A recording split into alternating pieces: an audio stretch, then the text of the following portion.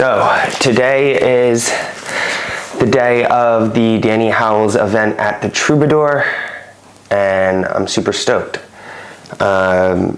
It is 8:30 in the morning, and to be at the venue in about an hour and a half. I'm gonna leave in an hour. We have like a half-hour walk, and I'm just gonna do what I normally do before my interviews, which is interview prep. Now with interview prep, I take it really seriously. I don't take it seriously, I just think it's really important to doing a good interview, because if the goal is to just riff and have a great conversation, you have to be able to almost subconsciously, not in a manipulative way, but just in a comfortable way, guide that conversation to where it needs to go. For instance, Danny is bringing a set of tracks to play out for us, not the set, but the listening session during the interview. And these tracks are kind of like unreleased versions of tracks throughout his career, or tracks that, you know, made their way into his famous mixes or mix compilations, and there's a story behind them. So while what I would love to do is just have Danny up on stage and just have a conversation with him, I know that I have to guide the conversation towards these things that he came prepared with. We had a great hour-long call going over everything, what he was going to bring, what we think the audience would find interesting. This is great. I just got a text from the guy bringing the DJ equipment that's going to be setting up at the Troubadour. He's going to be bringing 4 CDJs and a mixer, a monitor, doing all the connectivity.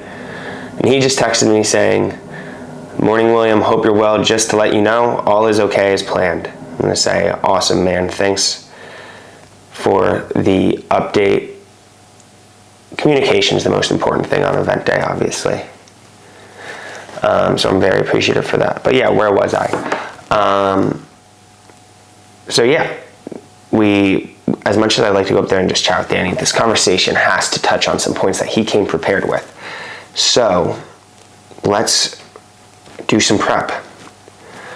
Where do I have all my questions written out? This is another thing. You should probably be more organized than I am. And it is, it's in WhatsApp, thank God. Okay. All right. So, opening up the Troubadour sessions, I'm going to want to speak about the point of why we're doing it in the Troubadour, which is the Troubadour is this famous rock and roll venue in London. Bob Dylan played his first gig his first ever UK gig at the Troubadour. Jimi Hendrix played his first ever gig at the Troubadour, his first ever UK gig at the Troubadour. Members of the Rolling Stones played there. Robert Plant and Jimmy Page have played there, of Led Zeppelin. More recently, Adele and Ed Sheeran. So it has this huge legacy of rock and roll, which is awesome. And I thought it would be cool to introduce underground electronic music, underground club music into its legacy. Side note, I've known the owner of the Troubadour all my life. He came into ownership recently, but for years and years and years, it was his friend who ran the Troubadour. So I've been going to the Troubadour all my life. I'm very appreciative of its history. I understand its story. And yeah, so what I'm trying to do is introduce the legacy of electronic music, or introduce electronic music, underground electronic music, this music we love, into the legacy of the Troubadour. Now, Danny Howells probably wouldn't agree with me saying this, but I think it's true, that these DJs and producers that we love in the underground progressive scene bring the same musical sophistication to their music and appreciation to their music that, in my opinion, that Jimi Hendrix brings to rock and roll. And Danny would be please do not draw a line from me. Do not compare me to Bob Dylan and Jimi Hendrix. And I'm not saying that. I just think what I'm trying to say is that this music is more than just in the club, and that discussing it in the Troubadour kind of puts it on the same level as more traditional forms of music like rock and roll, things like that. So I'm really stoked. I think it's gonna be awesome. So my first question, I want to like make that parallel, and one thing Danny said to me backstage at ADE during the Troubadour gig was, he's like, listen, I listen to so much music. Of all the music I listen to, maybe only 20% of it is club music, underground electronic music. So I thought that'd be a really cool place to start, is kind of starting with, you know, Danny, we had this conversation and you said that, like, you know, this club music, this underground music only makes up 20% of the total music you listen to. What music, you know, what music do you enjoy? What music do you listen to? And hopefully that leads us into my first question, is like, kind of how'd you get into music? Because for Danny, it was listening to records from his parents' record collection. It wasn't going to the club when he was 4, 5, 6, 7, 8, 9 years old, you know? He was listening to music around the house. So that's where I want to start the conversation. Putting that in my head. This is beginnings in music. So then he's from Hastings. We're going to get into, you know, first experiences with clubbing and DJing, which of course leads up to Danny Howells meeting John Digweed at a Bedrock event and him submitting a tape to Bedrock. And Danny Howells has the tape. I think he's bringing the tape, a snippet of the tape that he submitted to John. So I'm so excited to share that clip with, you know, with the audience. That's the whole point of these events, is to get the audience to listen to some exclusive music that they have never heard and couldn't hear anywhere else. So that should be sick. Really important for Danny was meeting up with Tim Cross, because Tim Cross was his producing partner, and I'm going to check right now. I think it was Squelch. I'll check on Discogs.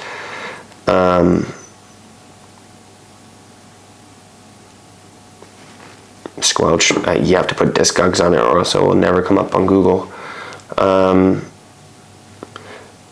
Yeah, Daniel Howells and Tim Cross, and they were Squelch, and yeah, amazing. So, as Squelch, Danny and Tim got Danny's first big record signed on Jackpot. And what this did, I'm not understanding the background to Jackpot, but it led to him getting signed to a DJ agency and touring. And of course we're going to talk about him opening up for John Digweed at Bedrock parties as well. But it seems like this track, I didn't know this getting this track signed to Jackpot and having it do well was the biggest thing for Danny's career in terms of getting signed to the DJ agency that like Sasha was on, which led to his Essential Mix in 1998. One thing I want to touch on this is when Danny had his Essential Mix released, he was still working a job, a full-time job at a psychiatric hospital. Think about that. I could not think, like, if you're a DJ that gets an Essential Mix today, you're already touring the world. You're already a DJ and only a DJ. But back then, Danny didn't even, it was so unsure that DJing could be a career that Danny kept, he had an Essential Mix coming out, and the day of and the next day he was working in a psychiatric hospital, and his coworkers were like, Danny, heard you on the Essential Mix last night. Nice job. It's just like so insane. We're going to talk a little bit about his mixes, his, you know, mix compilations, Nocturnal Frequencies, obviously Global Underground, New Breed, Renaissance, 2003 to 2004, starts heavy touring. Now, Danny has told me in private that this wasn't necessarily his favorite thing about the scene, touring, which is interesting because it's famously such a tour-heavy, tour-demanding schedule if you're going to be a DJ, like a superstar DJ. along the same time as him starting to really tour, we have that vinyl to CD to digital rapid transformation. So it went from probably lugging a few crates of vinyl around to a bunch of crates of vinyl around, which is a nightmare to travel with, to then probably like a whole book of CDs, to then probably the USBs. So we'll talk about that. So some snippets he has. Oh, whoops. Didn't mean to call.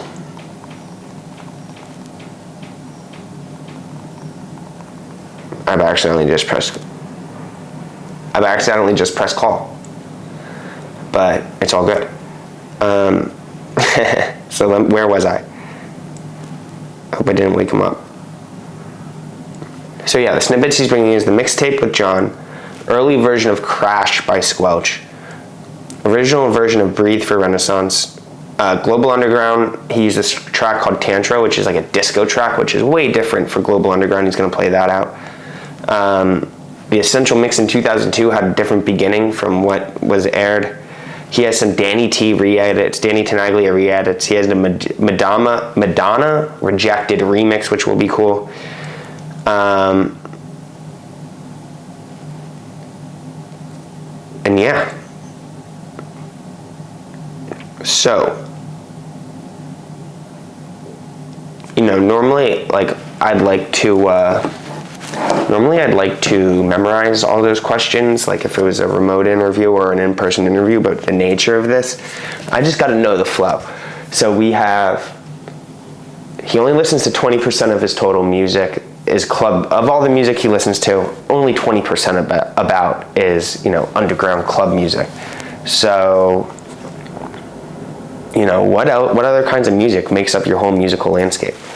And then we get into, okay, well, how'd you get into this music? Tell us about your musical beginnings.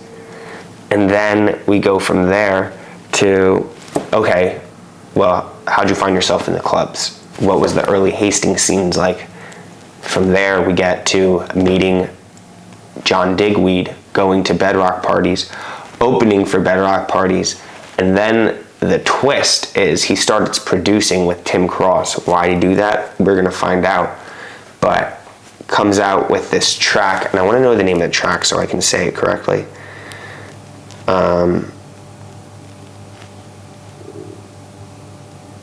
Crash by Squelch.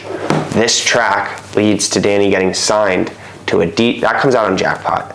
Leads to Danny being signed by a DJ agency. That DJ agency is able to book him on basically the Northern Exposure tour, I'm pretty sure. So combine the DJ agency with the relationship with John Digweed, Danny Howells is pretty much set. Gets the Essential Mix in 1998 while still working at the psychiatric hospital.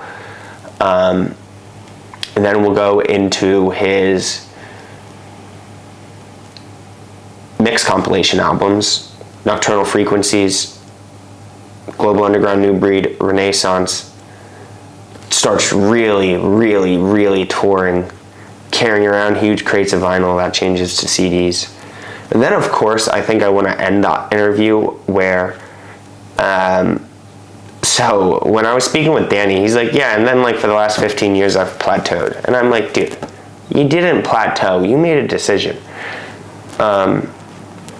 2005, 2007 onward, if you just look at the scene and the music, it's apparent, but I've had people, almost everyone I've interviewed, specifically Sander Kleinenberg the other week, he's like, things change. The sounds change, the scene gets freaking bigger, and as an underground DJ, you're kind of faced with these decisions of okay, am I going to change what am I going to do is essentially the question. I'm going to change with the industry, am I going to change my sound, am I going to keep the pedal on the metal for touring? And what I think Danny did is going to, this part of the interview is going to really resonate with everyone in the audience, specifically because most people in the audience are going to be kind of I think around 40 years old, 50 years old, same age as kind of Danny, or grew up going to see Danny Club. And what they did, they experienced the same thing. You grow up in the clubs, you think, oh, this music's going to be a part of me forever.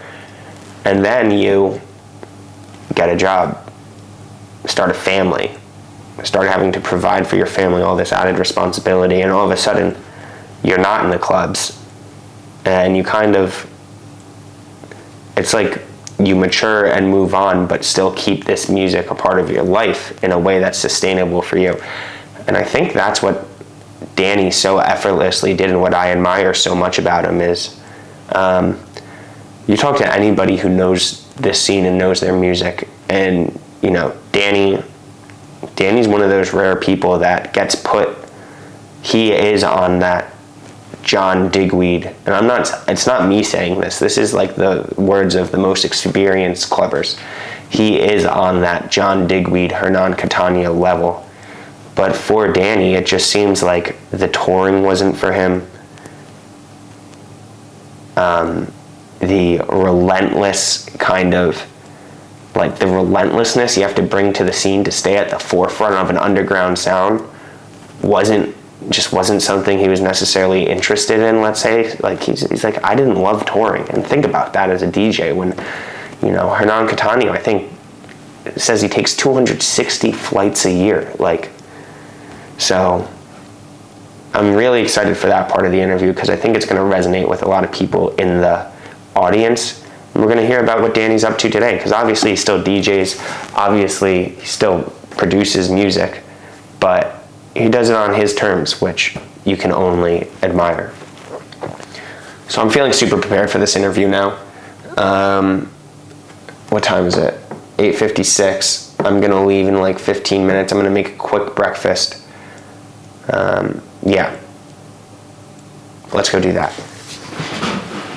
Okay, look at this. Look at this. This is what I'm using as my filming stand. So bad. It's a toaster on top of a bowl in this random Airbnb. But all right, sweet. So let's make some breakfast very quickly.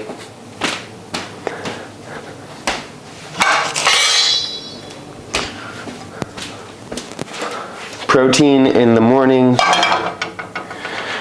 Let's get this center front. Okay, that's on. Let's get the oil. Gotta have a healthy breakfast if you're gonna go out and freaking. I mean, I'm gonna be at the event doesn't end till 5:30, so. Should be good. We're gonna make egg whites with some ham and cheese and spinach, of course.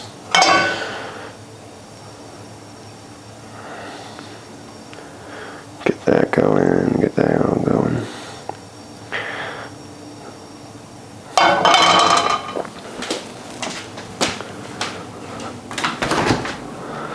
Okay.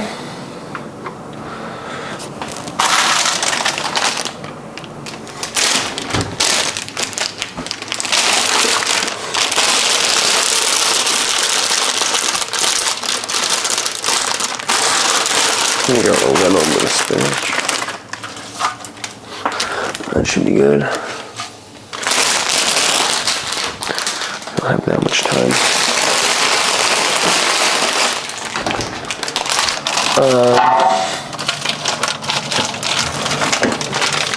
Cool.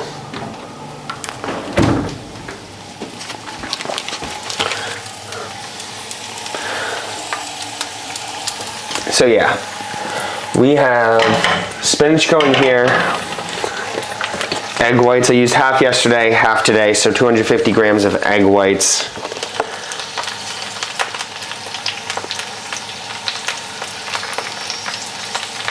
$27 grams of protein, a tiny bit of cheese, 2 slices of ham. My dad would kill me if we use all the ham.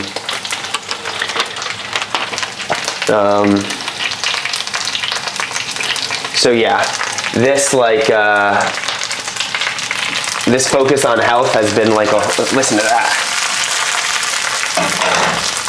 So many DJs talk about health.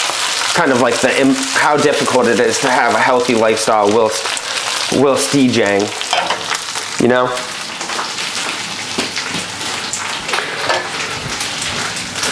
And so I've made it a point since I moved to Manchester that I gotta take my own health way more seriously, because I know I'm into it. I know I have it in me. When I was living in Los Angeles, like, I was on top of it.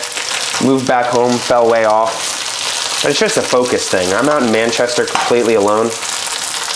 I can stay on top of this. So I haven't like started counting my macros yet, but been working out, been keeping a journal, which has been super clutch. And when I get back to Manchester, I'm gonna buy a food scale and start tracking my food. Super progressive lifestyle. You'll see the name of this video.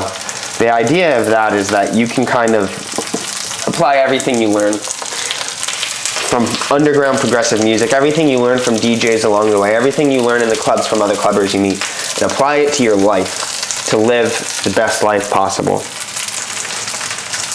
When someone like Hernan Cattaneo tells me that your health is the most important thing, the first thing he does when he arrives on tour, or when he's on tour, get to his hotel and goes to sleep. Make sure he gets his sleep, and to eat healthy, to not drink, to do all these things. If he's telling me that, I take that seriously. So, yeah, that's what this is all about, is trying to not only live a healthy lifestyle myself, and these videos really help me keep myself accountable, but also try and inspire other people in the scene to say, just because you go clubbing doesn't make you automatically unhealthy, doesn't mean that you have to go and take pills, you have to go and drink. If you love this music, you can live this club life on your own terms, because the music will always be there for you. So that's what I'm trying to do. Music's always there for me. I get to choose the lifestyle I live, and hopefully this will, inspire some people in some capacity along the way without being too annoying. So let's add some ham.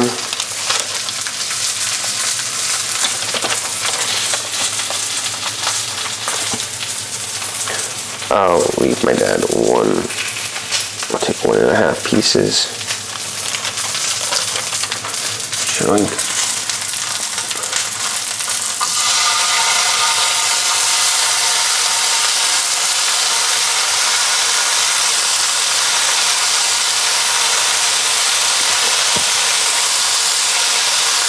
So I used to be vegan, but Trader Joe's doesn't exist in the UK.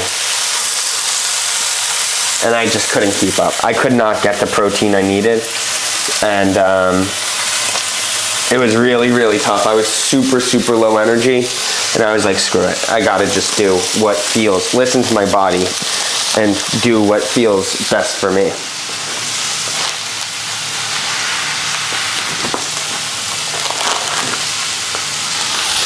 One slice of cheese. Kind of break that up a little bit.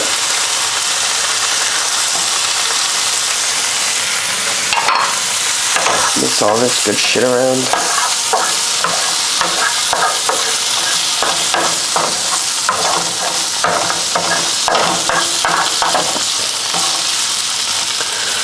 Fire that up a little bit.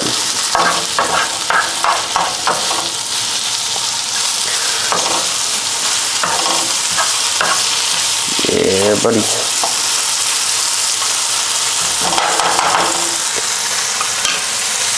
Check this out.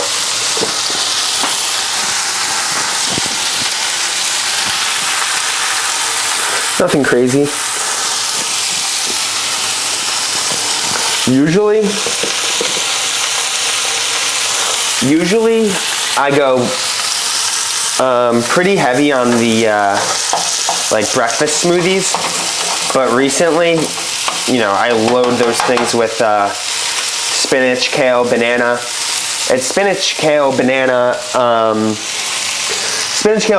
peanut butter, coconut water, but recently it's kind of been irritating my stomach a little bit, let's say. So I am not trying to feel uncomfortable up on stage.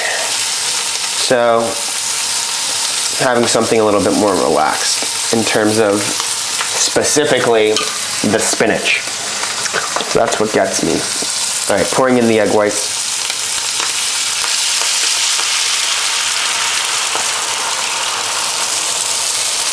$250 grams. How much protein did we say that was? 10, 11, 22, 27 grams of protein, I think. All right, we're gonna let that cook. I'm gonna put away the ham.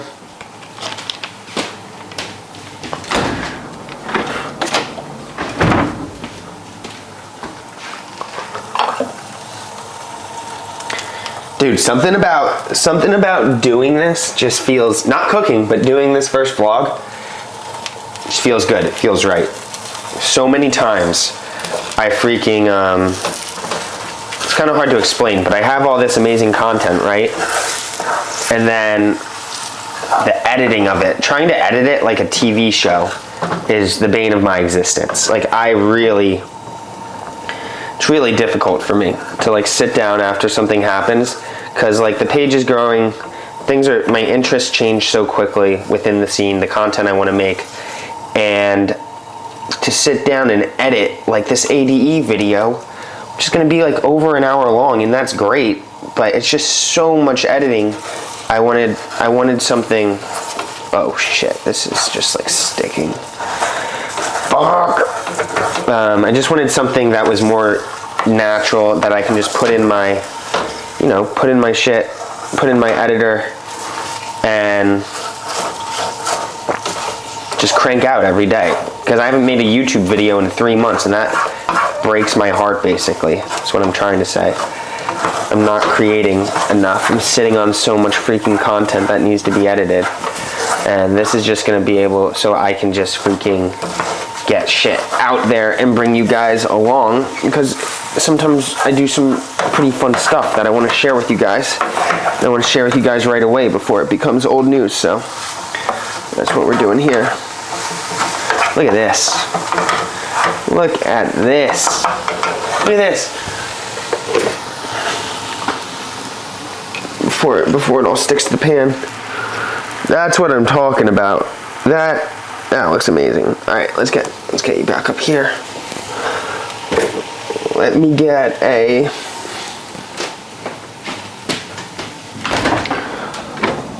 plate.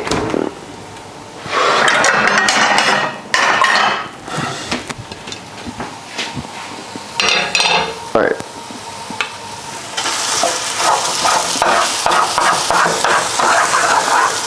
Cleaning this pan is going to be a nightmare. Guess what? I don't have time to clean it. So, leaving this soaking in the sink, I'm going to get yelled at by my parents.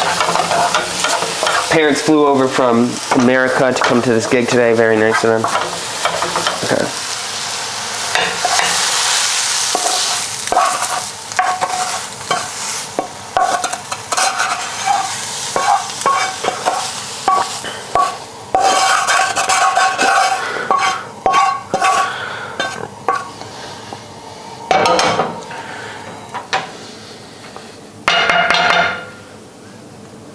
Amazing.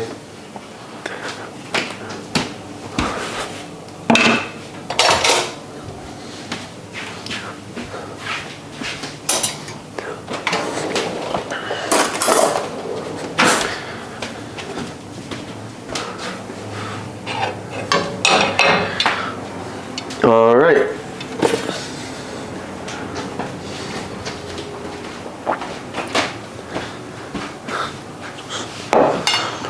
It's not a bad breakfast. Not a bad breakfast at all.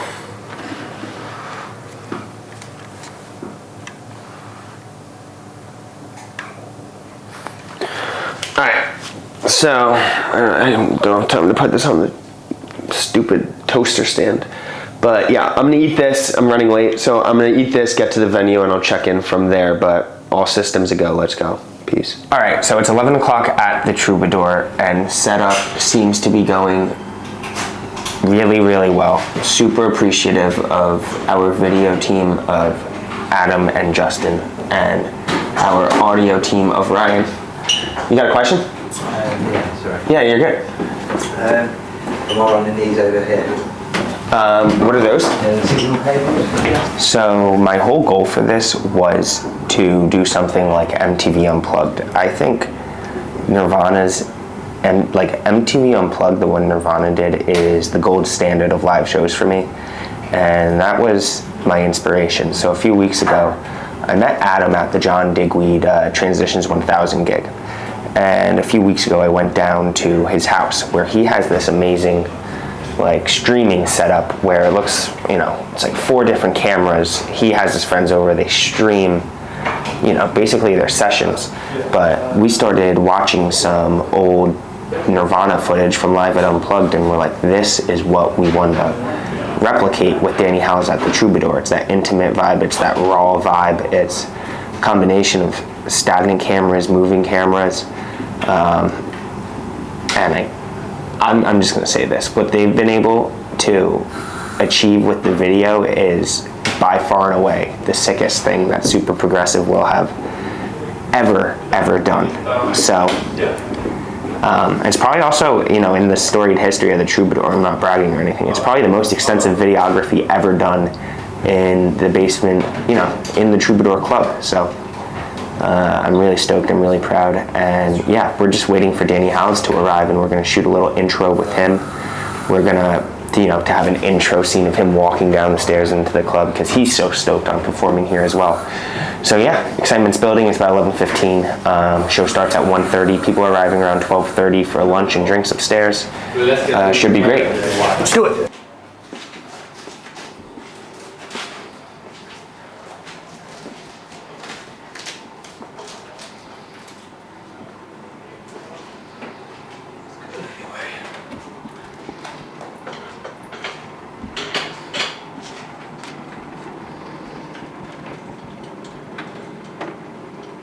Wow.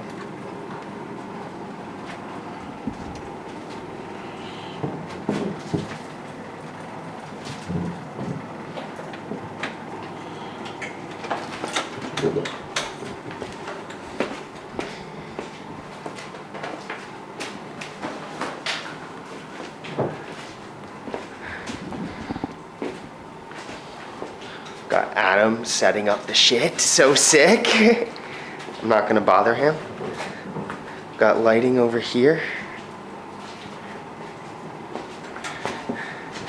Got the CDJs all set up. Look at this! Look at this!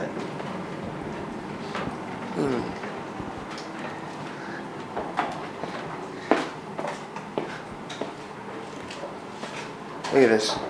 Gonna have to add Danny Howells to this Wall of Fame. Pretty cool. Jim Morrison, Bob Dylan, Paul Simon, I think.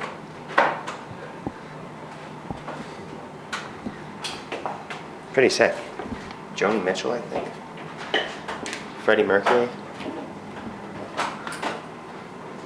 I know Keith is somewhere. Yeah. Ed Sheeran. Jimi Hendrix. Got the bar back here. Yeah, that it's better than he normally has. How we doing, guys? Adam in the mix. Ready to rock and roll. So Danny, Got Danny. are you a sloucher? I'm going to try not to stay. Okay. No, if I try to stand up from that. Mom. Yeah. Lloyd. You alright? Dad.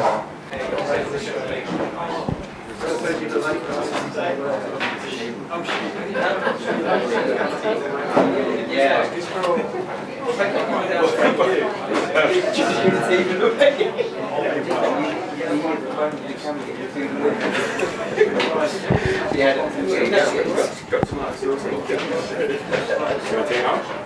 Well, I'll give it. People are in the back end. Some drinks will start like in. We'll wait for you guys to get your drinks and then we'll get started. No rush. How are you guys doing? Yeah. Chilling? Good, mate. Yeah, I am so stoked for this. Thank you guys for. You guys seem like you came from all sorts of locations, so I really appreciate it. I was going to quickly say as well, thank you everyone for coming down.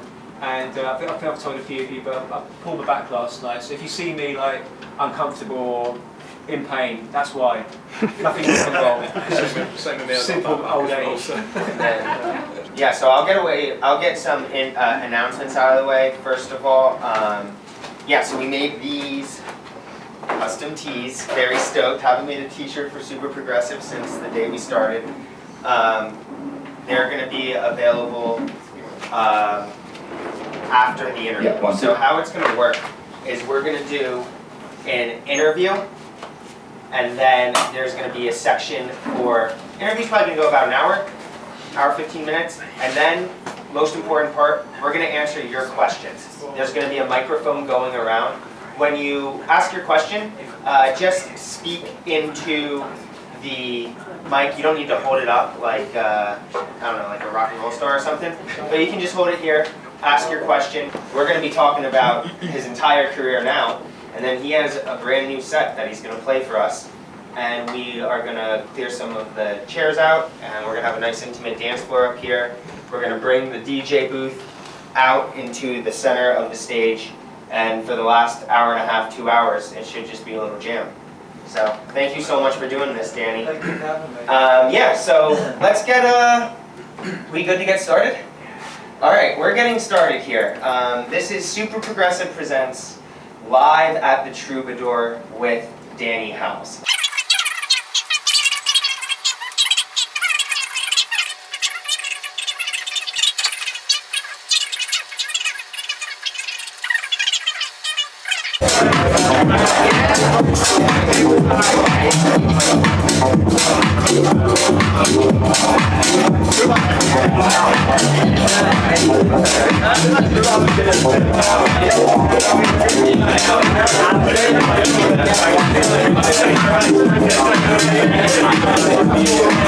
All right, so we are back from the Troubadour event, and honestly, it could not have gone any better.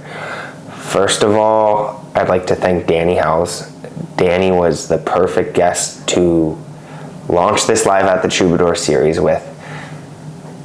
How insightful his answers were, and everything we talked about was just super interesting.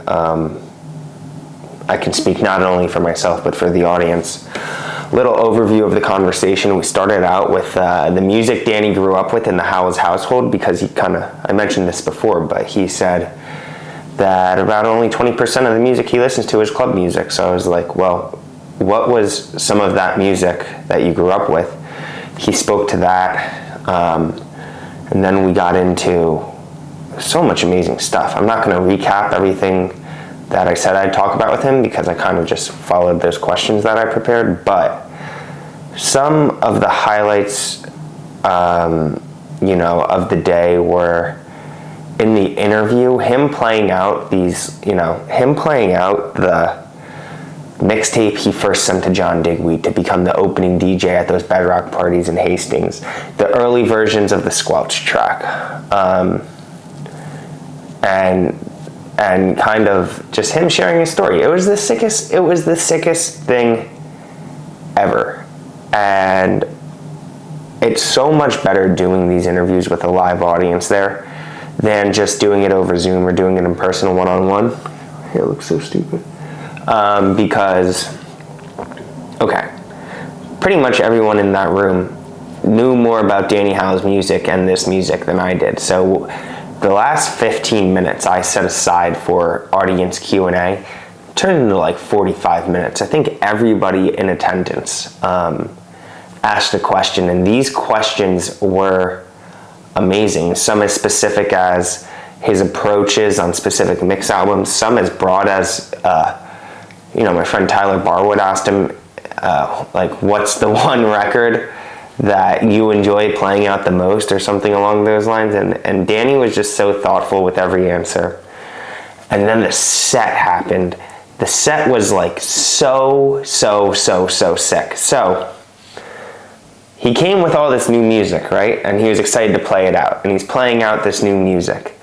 And then something happened where he's playing this new music, and then he played the Nug Supreme Absence track that I love so much, that I've been featuring on my Instagram left and right.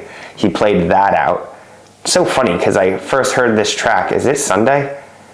Yeah, last Saturday, a week ago basically, and I listened to it probably 100 times, and to hear him drop it again in this set was really, really sick. And then, but he was doing something so cool. He played like a signature track in his set without it being a classic set. He like effortlessly played a signature track from each of his like iconic mix compilations. So there was that Ame track number 2 on Global Underground Miami, his Global Underground Miami City Series album. That second track, which is just like such good vibes by Ame. He played that. He played a track from New Breed. He played a track from what else? 24/7. And he was kind of like bringing us through his musical history in this fresh new journey. It was just so sick. And there's something special about getting in the room with not only Danny, but all of these people who care so much about this music. I love to see how much networking was going on, because we're all in the scene in some capacity beyond just being clubbers. Everybody has a radio show. Everybody does a club night where they're from. Everybody is, they're like people who do artwork, like, album artwork there. And one thing I had no idea that was going to happen that I got super stoked about was all the network, and networking sounds so lame, but in this aspect, it was sick. Everybody talking about the projects they're working on, kind of like making new connections to like work with other people passionate in the scene on their passion projects. It was freaking sick. Everyone I met was super nice. So many people I met, we've been talking online, like in DMs and on comments for like 2 years now, and to finally put a face to these online Instagram handles was like really, really sick. The event could not have gone better. I gotta give a massive thank you to Adam, with the videography, bro. Adam and Justin absolutely crushed the videography. Not like, this thing's gonna be like, it's gonna look like a Netflix special. Like, not even just during the interview. They like had Danny doing like all these like different types of shots, like walking into the venue, like Scorsese style, like Goodfellas, like following him around. So sick. And then also a huge thank you to Ryan.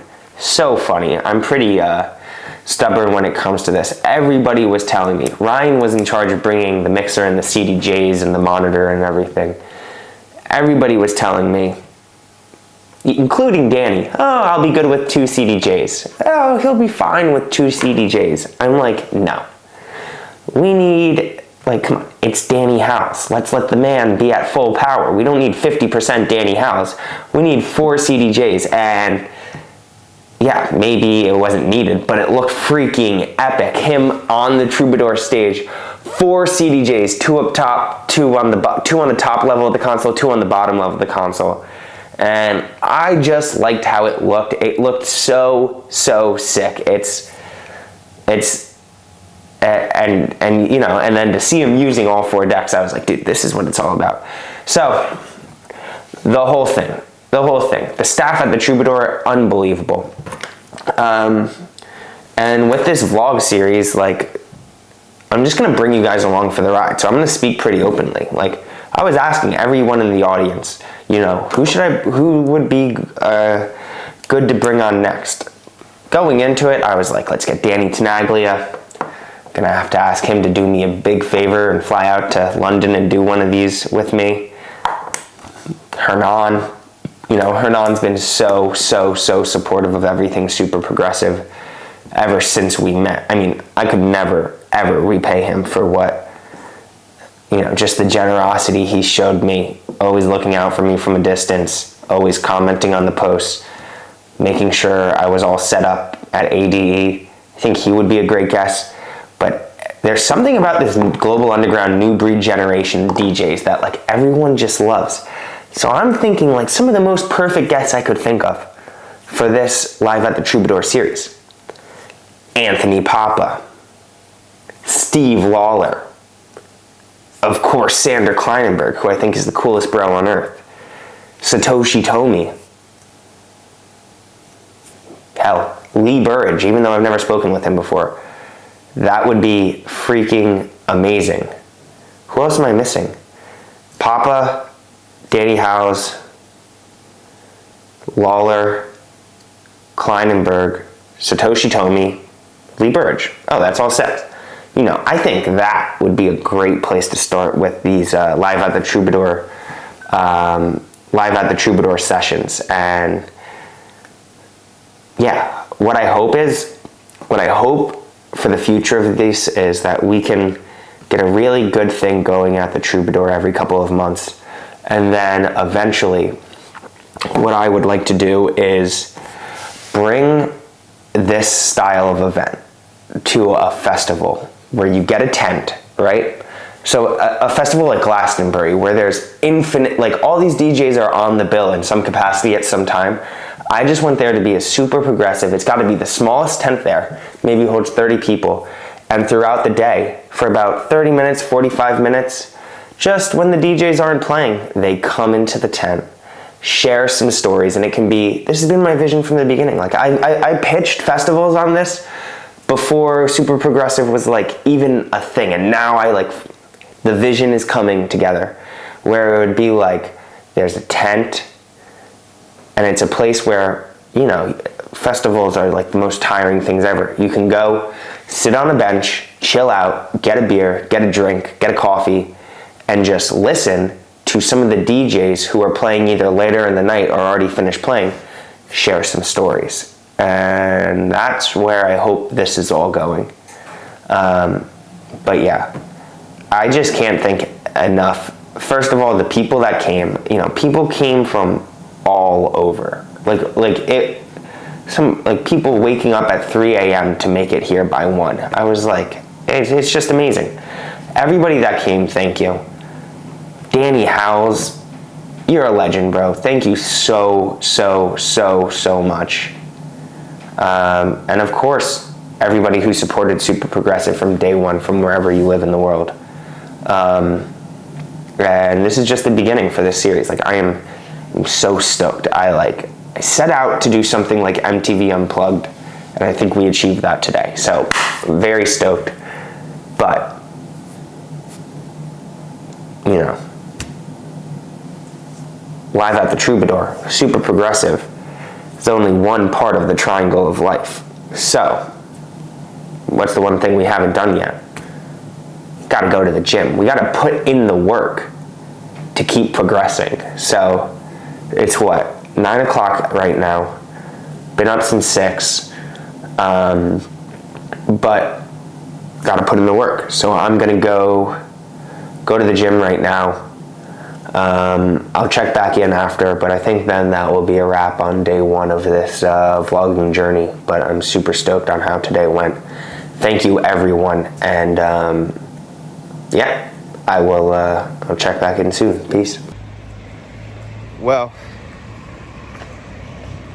just a lesson in life that everything in your day can't be amazing. I walked about, I don't know, not that it's crazy, walked about 2.5 miles to the Pure Gym, and God knows where. What the hell is this place called? Wadsworth? I don't know. I'll put it on the overlay right here. But lesson in life, everything can't be perfect. Walked all the way here. My fucking pin, 3-day pass pin, doesn't work. It's like 11 o'clock at night, so there's no assistance, and I'm out of luck. So there's nothing to do but walk all the way back home without getting a workout in. But I guess this 5-mile total walk is gonna have to do. But massive bummer. But it's all good. Still a sick day. Alright. Made it back finally. Not sure if you can tell. Soaking wet. Not that wet, but let me just get these layers off. Alright. Like sweating and it's freezing and raining out. So that was a disaster, but it's all good. Yeah, not gonna let this ruin a great day. So I've been, it makes me think of something. I've been single forever, like not since high school. I've been in a relationship, but people who are in relationships, what they say is never go to sleep mad at your partner, right? For me, what I've been thinking is never go to sleep mad at yourself. Not that I'm mad at myself, but never go to sleep like bummed out, you know? Think like, for example, this gym thing, total disaster. Was it a great day? Yes. Let's focus on it being a great day. So, a couple things. First of all, I'm not gonna do this right now because it'll bore you. It's my journal. Never in a million years would I thought that I'd be one to journal, but I do a few things in here that help me kind of put some stuff into perspective. One, it's a page. I keep all my workouts and all my meals in here. Focused on trying to be healthier, this helps.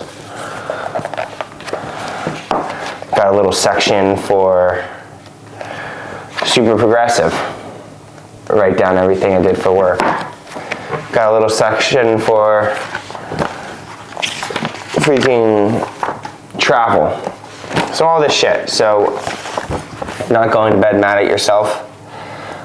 You know, I'm gonna writing down in my journal at the end of the night really helps me realize that, you know, more often than not, these days are very successful and productive.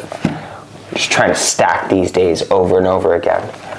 The main thing why I'm not going to bed bummed out in any way is not only was this event sick, but the people in the super progressive community proved to be, I mean, not even the super progressive community, let's say club culture, like some of the nicest people I've ever met. I'm gonna give a special shout out to my man Steve.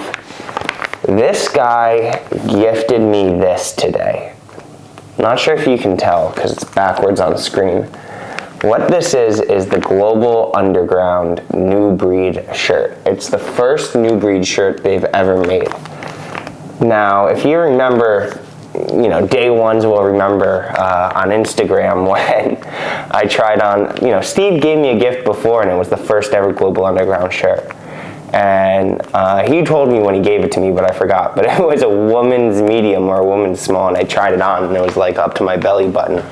But this, we got a men's large New Breed shirt signed by Anthony Papa. I mean, bro, this must be one of Steve's like prized possessions, and he gifted it to me, and it's literally one of the nicest things anyone's ever done for me. This New Breed shirt signed by Anthony Papa. Never been worn. Only time it was ever opened was for Anthony to sign this. I think Steve shipped it to Australia for Anthony to sign it, and Anthony returned it.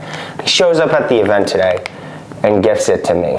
So not only do I promise that this won't come out of the bag, one day I will gift it to someone else. I'm not one to hold on to something like this. It deserves to be appreciated by me for a little bit. I'm so stoked on it, and one day I will pass it on to someone else who may need this in their life, just like Steve passed it on to me. So, you know, the whole day was epic. Interview with Danny Howells, meeting everyone at, at the event, and getting stuff like this. Not because it is mine now, but because it shows the best parts of it. It shows the best parts of this community, and the best part is how nice everyone is, how supportive everyone is, and it really means a lot. So thank you, Steve.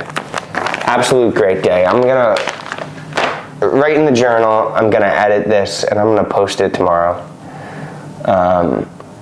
Yeah, first of many. This is a super progressive lifestyle. I'm super stoked how today went. Thanks a lot. Peace.